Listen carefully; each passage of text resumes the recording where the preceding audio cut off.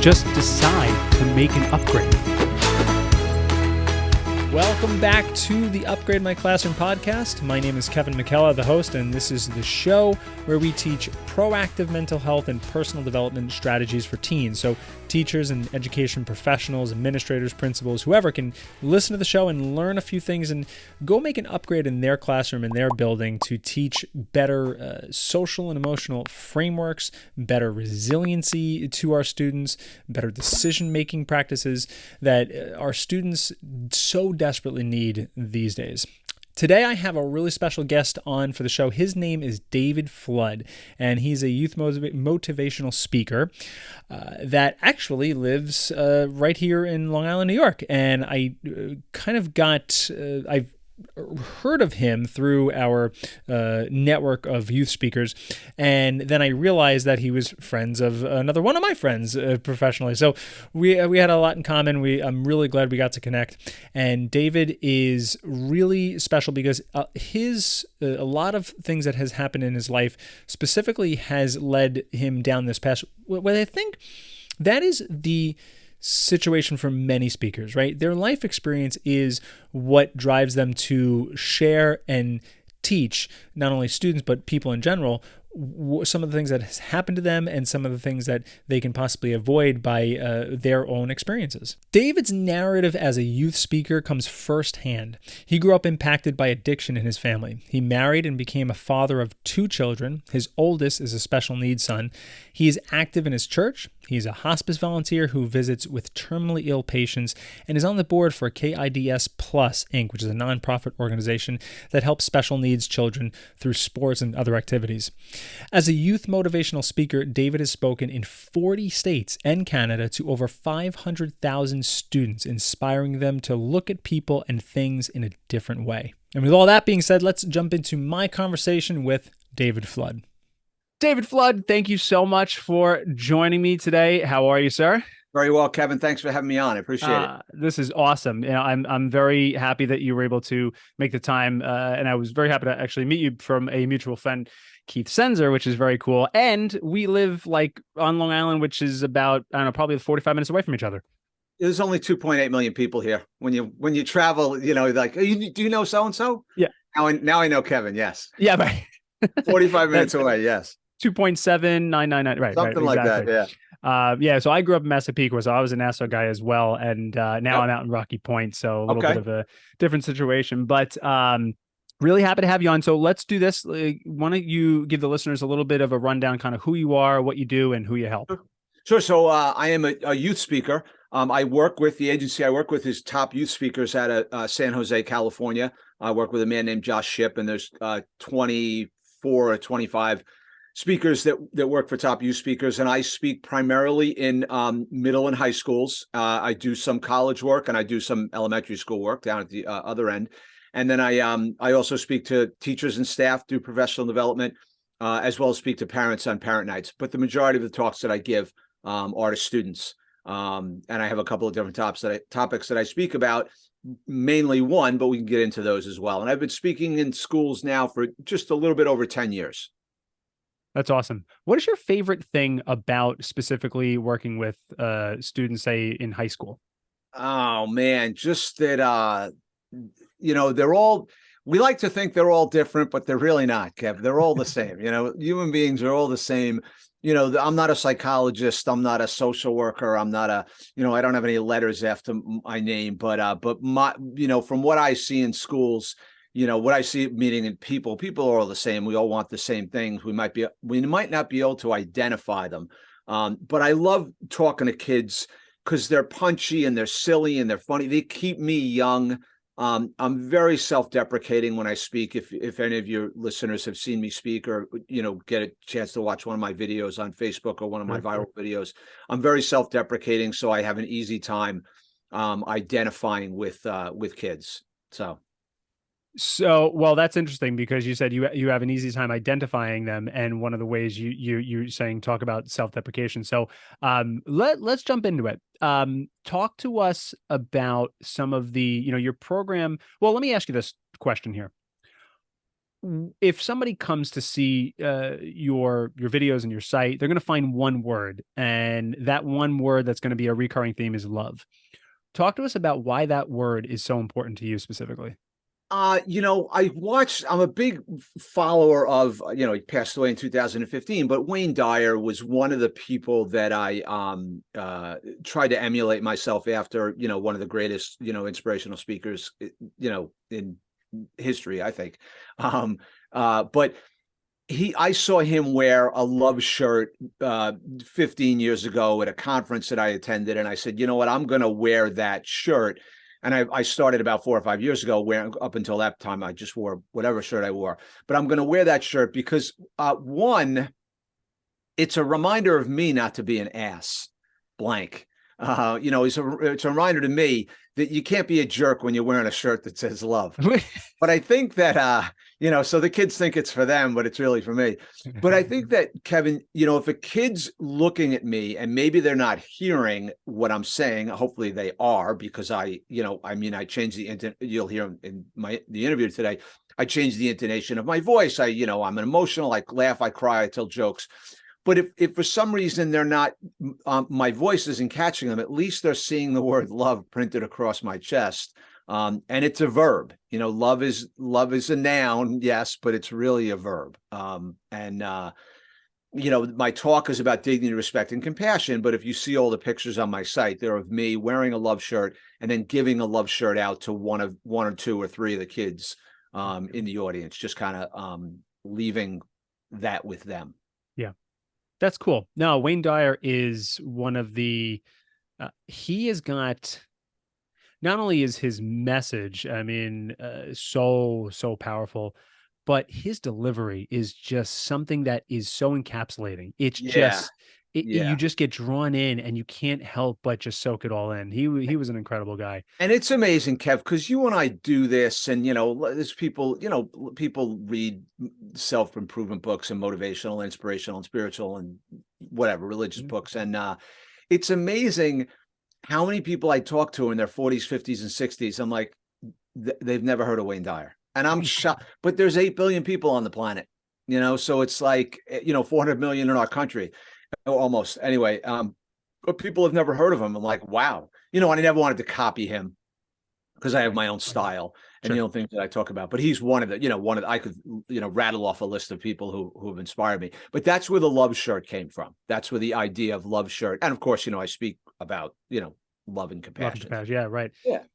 So let me ask you another question here. Let's dig into a little bit about your start in this world 10 years ago. I know your backstory a little bit. I'm curious if your situation and the events in your life, I think two in particular, were different. Do you think you would be doing what you do today, or is what you're doing today and helping kids a direct correlation of your life experience? I think they're a direct correlation, Kev. I don't think I'd be, there's really one reason why I was where I got introduced to Wayne Dyer was through doing multi-level marketing, and I was, sales, and I love doing presentations. And I've been a lector in my church parish, and I'm a practice Catholicism, just practice. I haven't perfected it yet, but I've been a lector, so I do the readings on Sunday, and I've been doing that for 35 years. So I enjoy being up in front of people. I wasn't using my own words. I'm reading from a book, but the main reason that I do this is because of my son. But of course, growing up in addiction caused me to want to help other people because I came from a broken place, and bringing people together. Like, I'm getting more deeper and deeper, Kevin, into what my real motivations are. And it's I almost have this unhealthy desire to bring people together. It's almost like I'm not too empathetic, but I really literally hurt when people don't get along. It literally bothers me. Not that I'm I'm not disabled or have to crawl up in a ball underneath my desk or something like that, but it really bothers me. Especially if like two friends aren't getting along. And I understand to be a mature person, you have to understand people aren't going to get along.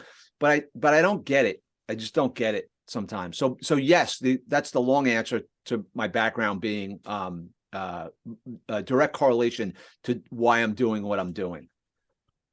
So for the listeners that don't know exactly your story, your son is autistic now. Yeah, Justin has autism. He's 25. He's 24. He's low support. We don't say high and low functioning anymore. That's still, the language in the neurodiverse community and the special needs community is always changing. Oh, sure. But so right now, Justin is low support. Okay. But he's a great kid. He's funny, kind, compassionate, loving. Oh, yeah. But just doesn't connect well with others and hasn't found his place in the world yet. But he will. And, I mean, the fascinating thing for me is when I go out and talk about Justin's autism or inclusion, my talk's not about autism, it's about inclusion.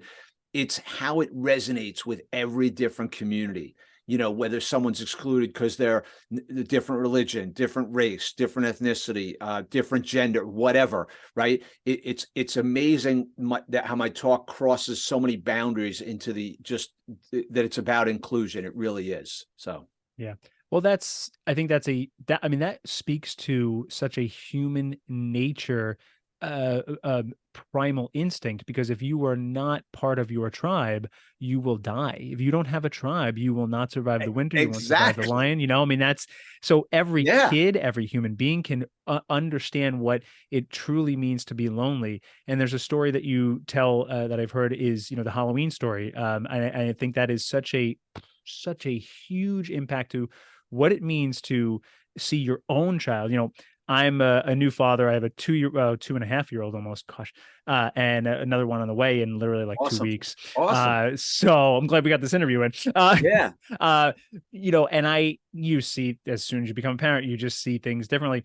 And, that story with your son and the other boys in Halloween, I'd like you to kind of give us a little bit of detail, but that was incredible. Yeah, very nice. Your kids are 30 months apart. They're going to be about 30, 31 months apart, which is what Justin and Sarah are. So yeah, it was the closing story of a past speech that I did was about some boys letting Justin score a goal in a hockey game. He played rec league hockey at a local ice rink. But now the closing story that I've been using for the past few years is on Halloween. Justin's a big anime kid. He loves anime. We go to all these conventions and stuff like that. He loves dressing up. His birthday's on October 26th. Halloween's like, he likes Halloween more than Christmas. Every kid loves Christmas, but he really loves Halloween. So when he was in sixth grade, he was 12 years old, and he had no one to go trick-or-treating with. And sixth grade is weird for not weird for special needs kids. I guess it's strange for any kid, because you come out of elementary school where everything's nice. The parents make the play dates. The kids don't do a lot of stuff on their own. It's all put together. When you get to middle school, all the kids are not on their own, but they start to mature and they make their own plans. So Justin had no one to go trick-or-treating with on Halloween. Years before that, we'd go with the neighborhood kids. We'd follow. There'd be parents, etc. So he's not going that year. He's up in his room alone, not dressed in his costume or anything like that. And I'm in the living room. I've accepted that he's, Justin's, he doesn't want to go. He doesn't want us to follow him in the car. He's a big kid. He wants to be with the regular kids, with the kids he calls the regular kids. But he's not mature enough. We can't let him go out alone. So he's staying home, and I'm going back and forth to the front door. And, the fifth or sixth time I go to the front door, I go to the door and I give candy out to the kids on the stoop. And then I turn my head, and there's two boys standing at the end of our driveway, and they're just kind of standing there, waiting. And they saw me, this boy named Kevin and another kid named Cameron. And they yelled out to me. They said, "Hey, Mr. Flood, is Justin home? And if he is, can Cameron and I take him out trick-or-treating for a couple hours?" And it just blew me away. Just every time I retell the story, it really touches my heart, because they didn't call or text, or they didn't tell Justin they were coming, and they didn't come to for candy. They literally just stopped at the end of the driveway. So they showed up is the point of the story, right? Is they showed up. And those are the last two words. I'm thinking about we talked about the love shirts. The next shirt I'm actually going to have made in the next month or so is shirts that say "show up."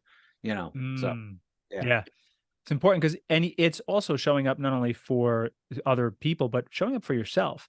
Absolutely. You want to lose some weight, you want to gain some muscle.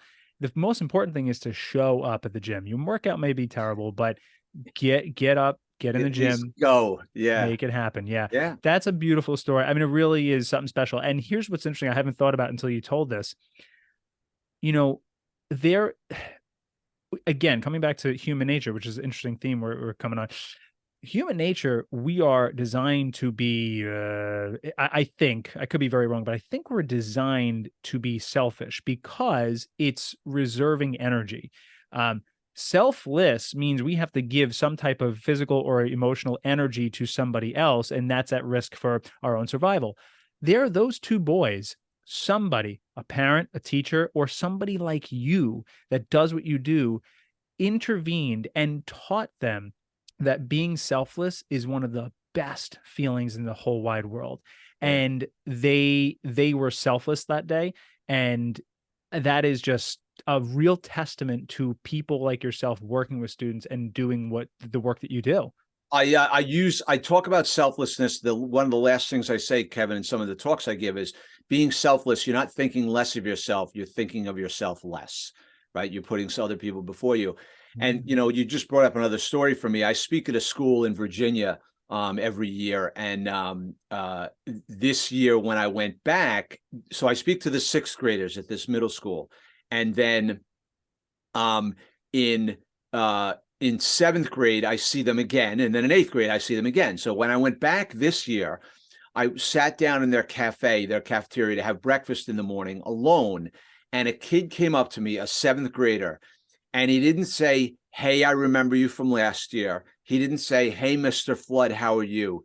He said, "Hey, Mr. Flood, how's Justin?" Like he Mhm. could have done one, he could have forgotten me. Two, he could have just forgotten my name. Three, he could have just gotten my name. He hit the home run by not asking about me. He didn't just ask about my son, he remembered his name. And it's only a year, but the kid's in seventh grade. So I called him out when we went to chapel. I called him out and I just said, dude, Jackson was his name. I'll never forget, right? I said, Jackson, dude, that's a home freaking run. Yeah. Because listen, look at all the things you could have done. You did the one thing that touched me, that like totally moved me. He showed up for me that day. Amazing. So yeah, That's awesome. That's so and that's cool to just a hear. little story. Yeah. I have And he's stories in of middle school, yeah, he's a middle schooler, like he's not a 13 years senior in high old. school. Exactly. He's just getting empathy. I don't know when I say girls get empathy in second grade and boys get it in like never.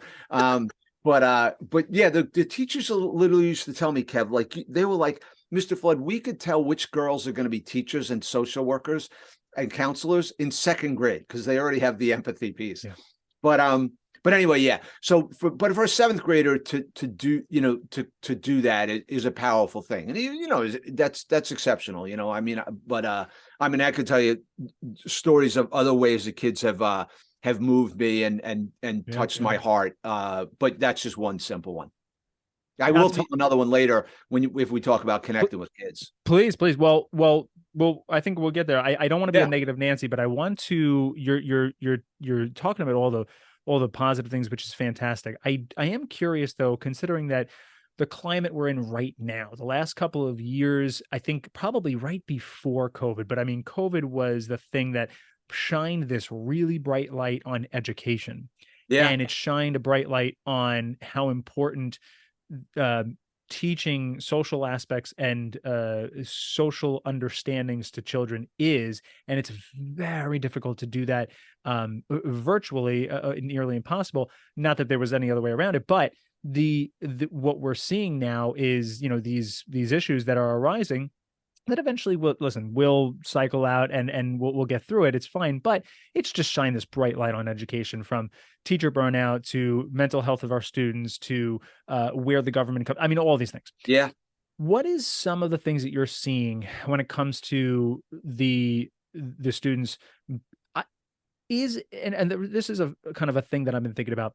Are students becoming more distracted or more, for lack of a better word, disrespectful? Is it simply a matter of distraction and not understanding where they fit in socially, or is it there's something else going on? I'm not an expert, but this Yeah. thing is really bad. Anyway, Yeah. This little For those computer of you that we listening, carry. for Yeah. those Yeah. listening, Anyway, Dave just held up David his held up his phone phone. if you're just listening. So kids weren't great at making eye contact and shaking hands before the pandemic, and they've gotten Mhm. even worse now.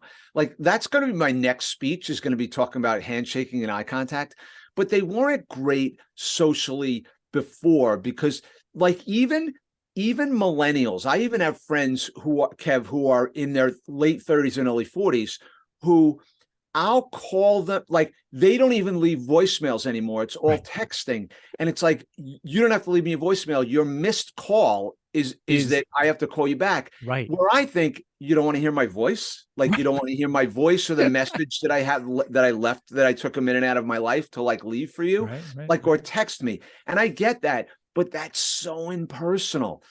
You can't read when you read a text, right? Do you read it in your mood or mine? You read it in yours. But if you hear my voice and my intonation and my tone, maybe it'll sound, it would sound different. But the bottom line is kids absolutely are crappy, but we've done a crappy job. Like if we're saying, wow, kids are really nasty, like they're bad now, it's because of us. Like it's because we're the ones running the place, or we're supposed to be running the place, the planet, or whatever. Right. So and of course, social media and the phones have taken over and all that type of stuff.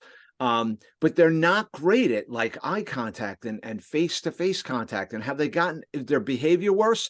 They've gotten less respectful, but I think that comes from home. It starts at home.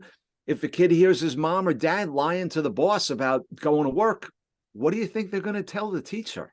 Like they're just they're models of our behavior. Your kids don't, the apple doesn't like fall far from the tree. I hate to use something really a trite saying, but if a kid is basically going to do like never forget the election in 2016. I'd go into a school in one town, whatever, a red state, right? And I'd say one of the candidates' name and they'd get booed. I'm like, you guys are in sixth grade. What do you even know? You're like 12, right? They're booing because they're parents. So yeah, and they're booing because it's become politics now has become part of the zeitgeist. Because when we were in school, we couldn't give a crap about it just is something to now latch onto. Okay, this is my tribe. This is my tribe. Yeah, it's and so the scary thing is, Kevin. Now the agency I work for is we're actually working on rewording some things because social emotional learning now has become the other side, whatever. I walk the line, right? I'm on the fence. I hate when people don't get along. You wouldn't know who I voted. I don't even vote a lot. Anyway, I vote for the down ballot. Because I don't like any of the candidates. So anyway, the bottom line is social emotional learning. The psychotic side, well, they're both psychotic, but one side says, oh, that's DEI hidden, right? Like we can't, I'm like, what? Like it's social emotional learning.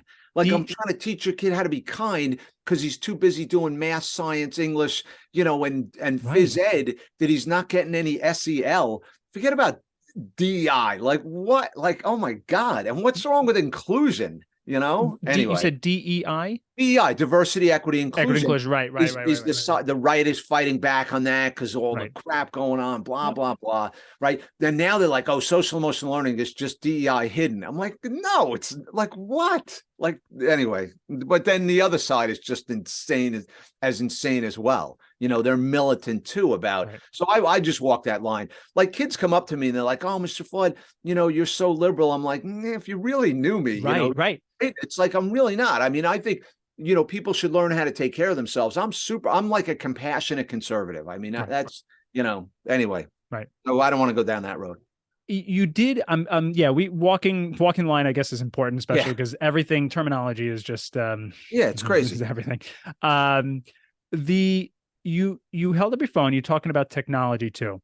Now, it's certainly in the last 6 months where we've seen, I'm sure you've heard of Chat GPT. Of course. The AI. Okay. So the problem is, listen, everything in the world of technology and how it affects our kids, everything always changes. People in the 80s were scared that, kids were never going to leave their room if they have their own landline, phone where they could talk to their friends all the time. Right. And then MTV was going to kill everything. Right. Okay. Yeah. So we've gotten to this point. The the difference, I'm curious what you I have my idea, but I'm curious what you think the biggest difference and detractor from success is with, specifically you held up the phone. Is Yeah. there something specific about the mobile phone other than a different technology? Well, just my limited pedestrian knowledge of what social media does gives you a little shot, serotonin, docs, whatever, one of those four Right, neurotransmitters right, right. that make us feel good, right? Same thing as getting high, or running or whatever, endorphins. So that, and it's so proximity is destiny. I didn't make that one up. I don't know who said that, but the nearer something is to you, is you're going to reach for it.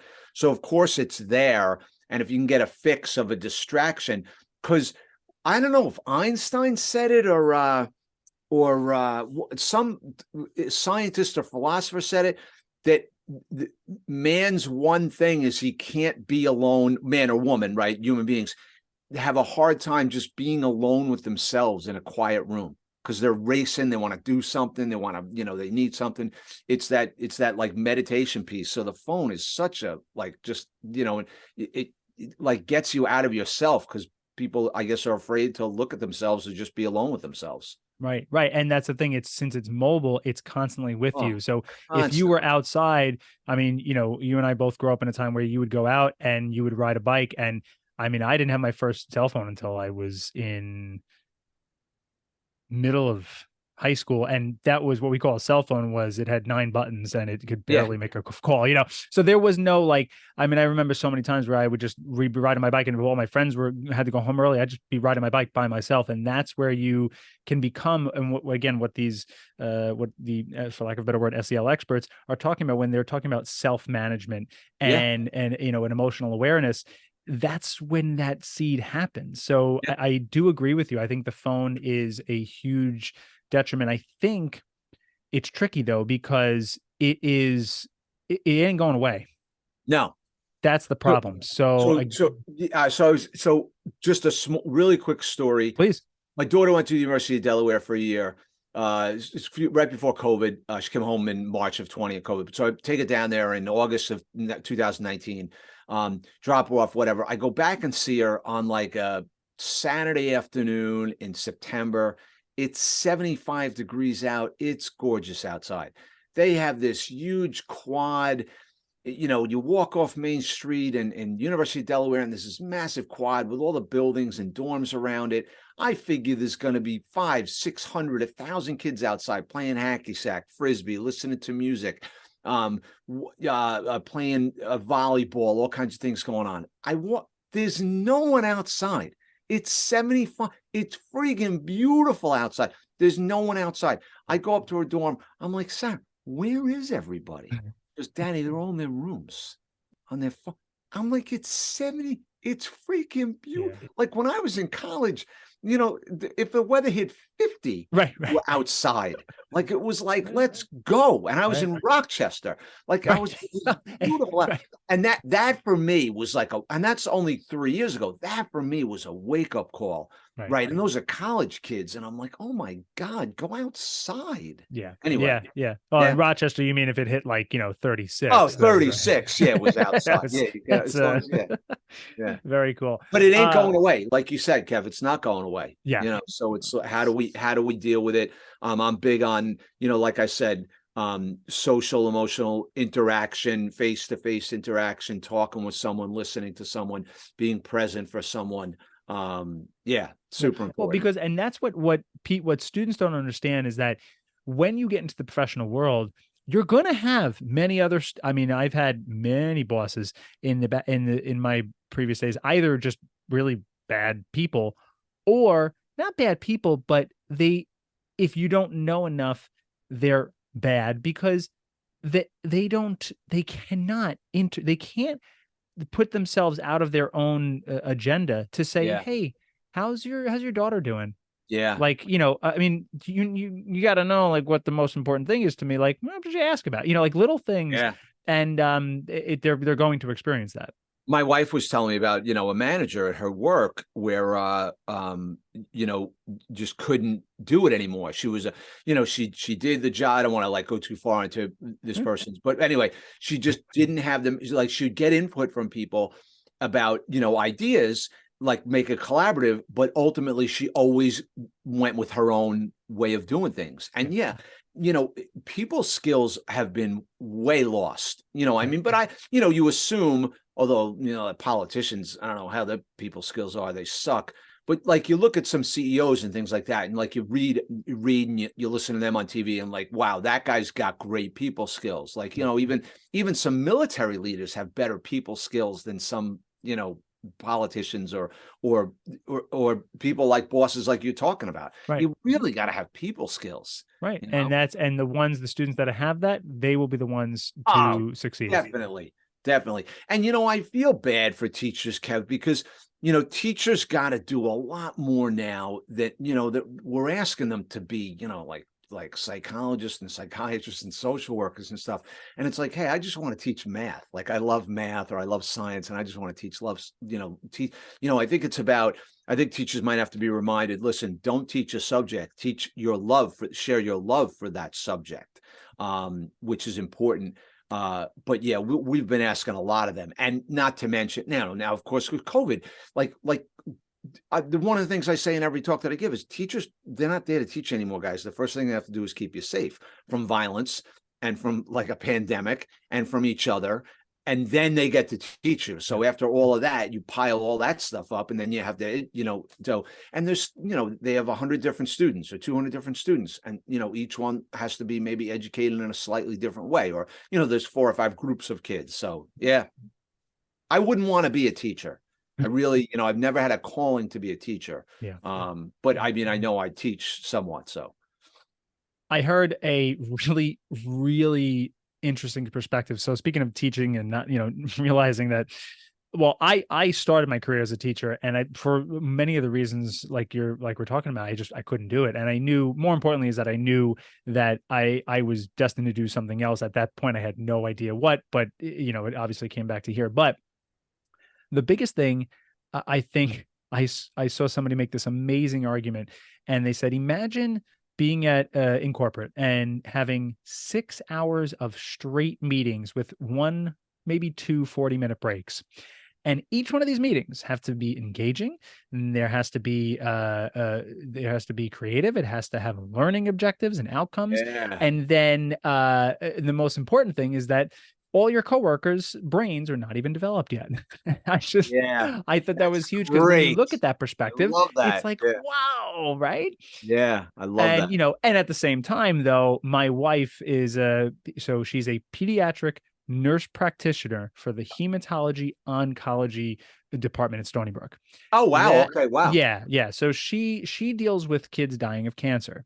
okay, Now, before that, she was doing that for about 3-4 years now. Before that, she was a pediatric ICU nurse. So she, very similar situation, more intense bedside, but so many of my friends are teachers, and when we all get together, she's like, you guys are too much. And I start to, in the beginning of when we first started dating, I was like, well, we have a hard job too. And she's like, yeah. And I was like, we deserve the summers off. And she's like, and I don't. And I was like, okay, you got a point. But we bring our work home with us. And she's like, and I don't. So, and we oh, kept yeah, going down this, and I was like, yeah, okay, so yeah, there are some pros and cons to it. But yes, yes, with yes. talking about teachers, I want to ask you, what is, if you have a piece of advice that you would give teachers to be able to more quickly and clearly identify a student that is struggling emotionally or mentally, for that matter, because the fact that, as we just talked about, they've got a lot going on. They have Yeah. 120 different students. Yeah.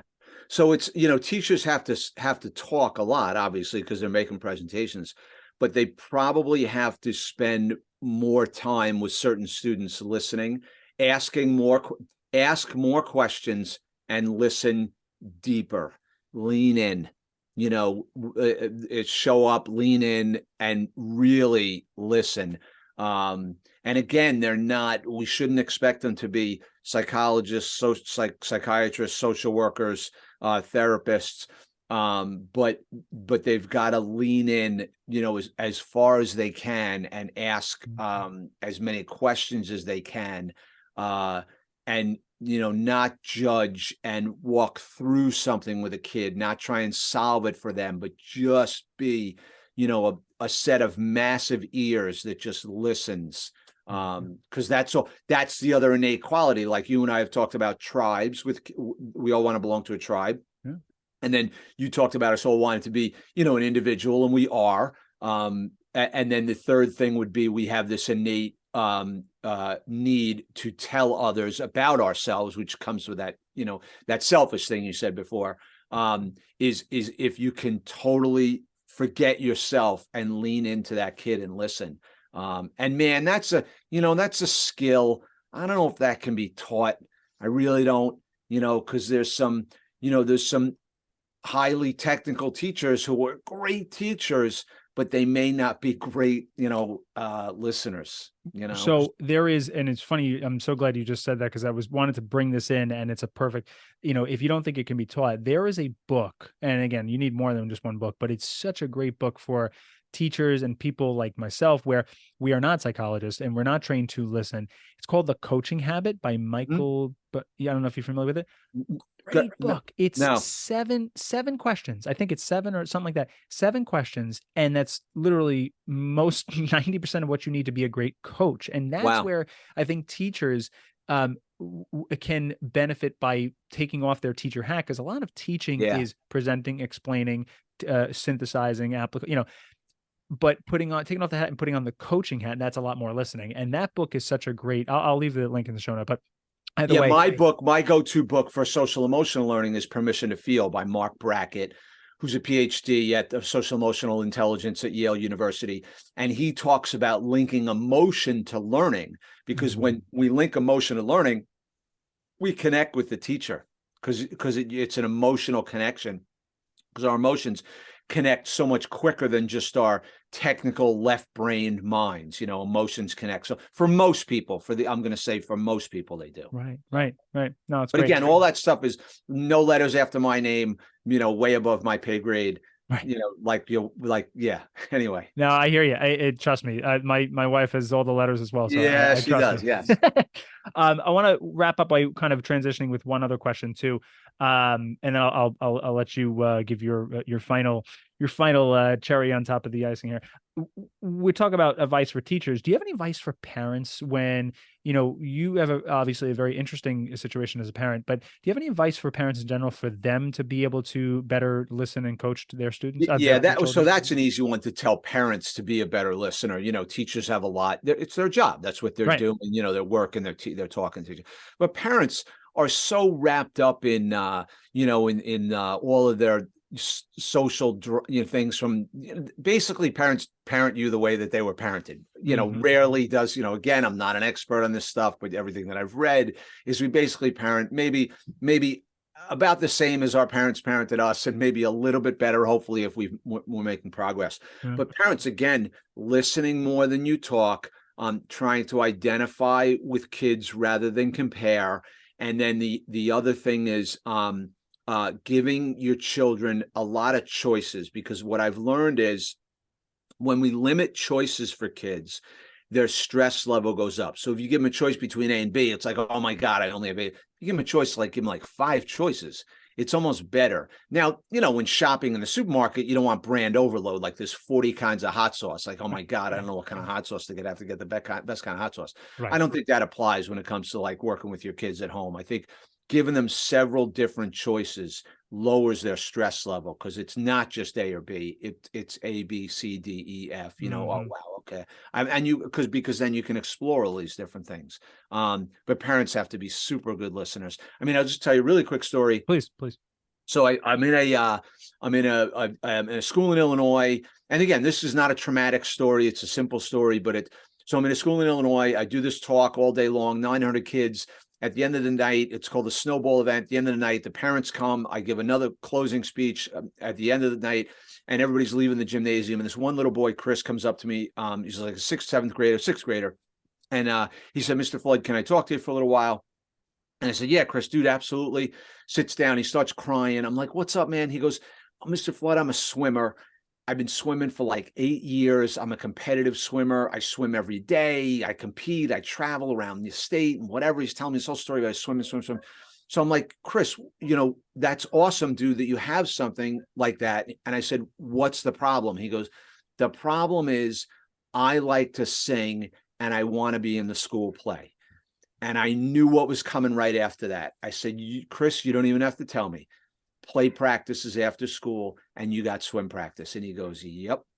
And he couldn't even approach his mom and dad to ask to even be let. Now, listen, this kid might be Michael Phelps. I don't know. He could be in the Olympics, win 40 medals. I don't know. All I know was that there was a 12-year-old who wanted to be at least try out for the play.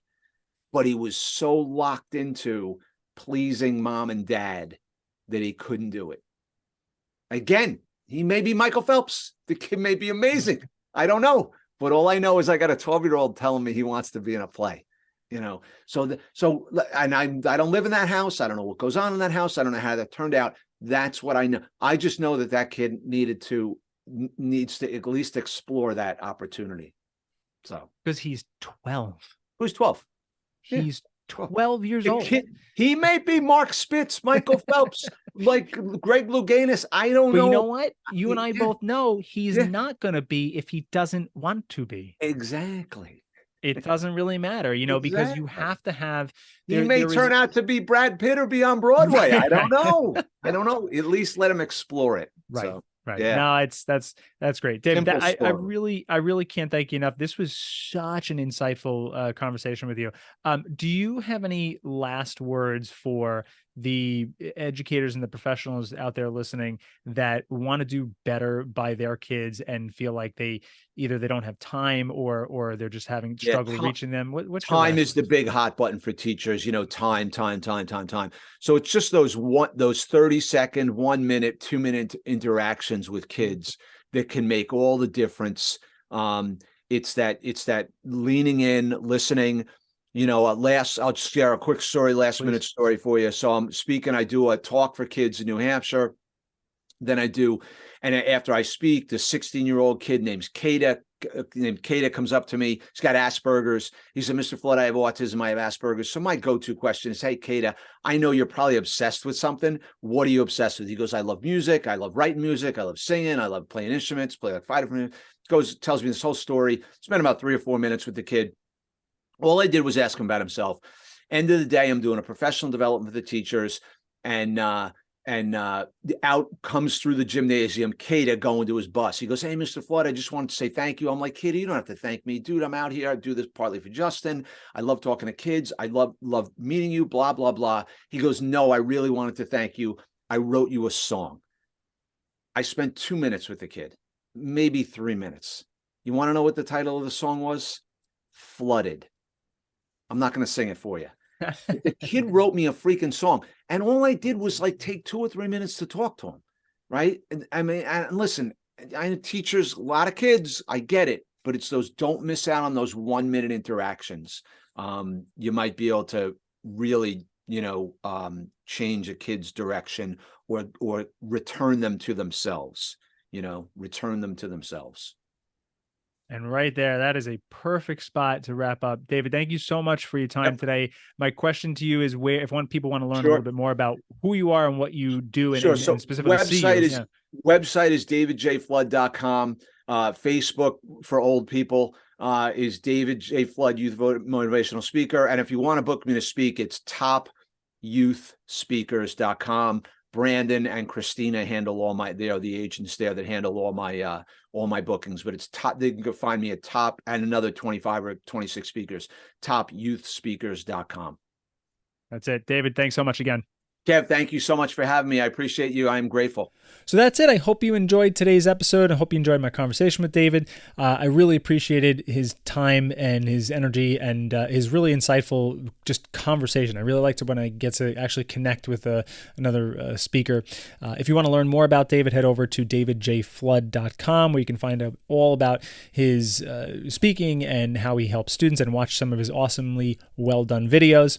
If you like today's video, then let me know by by hitting like, subscribe, and of course the bell notification to be notified of every time I actually put out a new video. Negativity is so easy to talk about, so let's talk about positivity. Leave a comment below and let me know about a positive moment that you saw between two students in your school that was really showcasing their ability to have empathy and show kindness to each other. If you like today's video, then I know you'll like this one right over here.